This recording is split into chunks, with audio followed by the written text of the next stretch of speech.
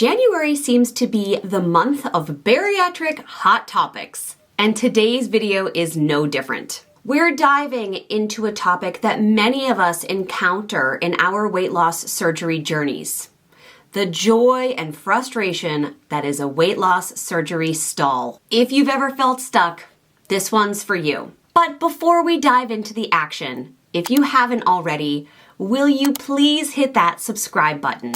I would love to have you as a growing part of our wonderful BariTale community here on YouTube. The comment section is honestly one of the nicest places on earth where you will feel empowered to overcome any challenge related to weight loss surgery.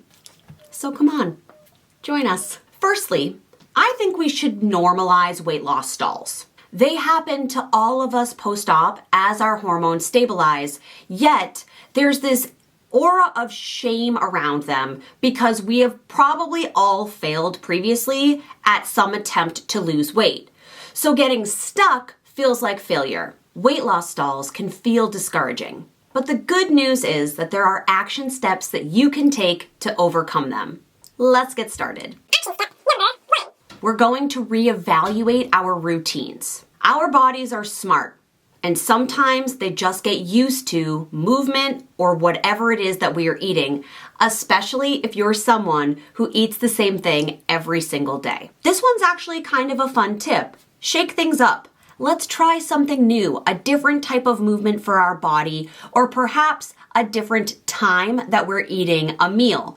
And if you are that someone, it might be time to add something new into your everyday flavorful palate. My nutritionist told me that she changes her own diet. And again, when I say diet, I simply mean what she's eating, not that she's particularly on a plan, at least quarterly, so that her body doesn't have a chance to get used to it. Remember, variety is the spice of life. And this applies to the bariatric world too. Action step number 2. Stay hydrated. Water isn't just a crucial element in our daily lives, but it's a game changer when it comes to breaking plateaus. Hydration aids digestion and can kickstart your metabolism, which means you'll lose more weight quickly. More often than not, if you're in a stall, it's because you're dehydrated. This has been my own lived experience as well as the experience of many of my clients. The ultimate hydration goal is half your body weight in ounces every single day. Sip, sip, sip, my friends. Grab that water bottle and get to it.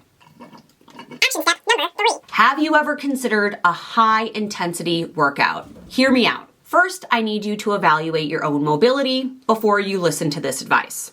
When I say a high-intensity workout, I don't mean something that's intended to hurt you or even necessarily a HIIT workout. I mean something that's going to rev up your metabolism that maybe your body isn't accustomed to. For example, if you're walking, could you add in walking sprints? It doesn't have to be jogging or running. Or could you add hills in to your routine?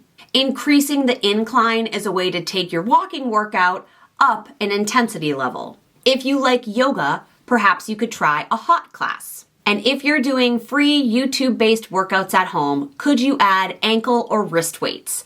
Anything to increase that intensity just a little bit. Again, this shouldn't hurt. Start slowly and gradually increase to avoid injury. Remember, this is about progress and not perfection. Action step number 4. Mindful and intuitive eating. This, I think, is the hardest one. Are you snacking endlessly? Is there a time of day where you are called to the majesty of the kitchen and you shuffle through drawers, the refrigerator, cabinets, and you're still not finding what you want? That's probably your head hunger, my friend. Are your portion sizes creeping up? Are there sneaky additional calories working their way into your day? Are you eating too quickly? AKA, are you not chewing for long enough or putting your fork down between bites? Or are you adding beverages in with your meal because you think your tummy can handle it, when in fact it's just expanding your pouch? Being mindful of what and how you eat can be a magical tool to breaking a weight loss stall. It can also help you foster a healthier, more harmonious relationship with food.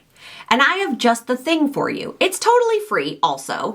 It is a mindful eating checklist, cheat sheet if you will, that really helped me make myself aware of when I was mindfully eating and when I was simply eating to eat, or worse, eating to fill an emotional void. I will leave a link to this in the description box below, but if you've ever struggled with binge eating or simply really not being present with your meals, this might be a really good free resource for you. Action step number 5. Celebrate all of your non-scale victories. I know I recently talked about this in a video, but my oh my, this is the tool that keeps my momentum going. Plateaus aren't just about the numbers on the scale. Your hormones are stabilizing. I did an entire video on hormones last week that I will make sure is linked here. That's a good thing. However, the stall doesn't feel that great. I want you to acknowledge and celebrate every possible plausible change in your life, no matter how small. Have you noticed an increase in your energy levels? Are you able to climb a flight of stairs without getting winded? Can you cross your legs or get down on the floor to play with your kids? Are you off a medication that you were on pre-op? These may feel small, but honestly, these are huge accomplishments that deserve to be celebrated. These are the victories that matter, because no matter how many times you're in a stall, a plateau, or your weight simply won't budge after a year, these victories matter. Because these are the things that are going to keep you going in your new lifestyle beyond the scale. Action step number 6. Be patient and persistent. Trust the process. Routines and habits take a long time to form. If you're hoping to be successful post-op, these are the foundational pillars by which your success will be measured. So stay consistent, try to get 1% better each and every day, and I promise you will be rewarded. Are there any of these tips that you would like more information, more knowledge, want me to go more in depth with? Let me know in the comments below. If you found this week's video helpful, I hope you will give it a thumbs up. I always feel so dorky doing this, but here we are. And don't forget to share your own experiences in the comments below. Maybe we could use the comments for this week's video as a collective crowdsource for what's worked for you to overcome a stall. Thank you for continuing to support me as well as each other on this bariatric journey. I don't know if you are aware of how much your comments mean to me, but I love reading through them each week, and I do reply to as many as I can.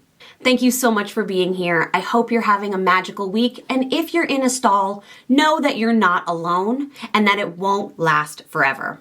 I love you, and I will see you next week. Bye, friends.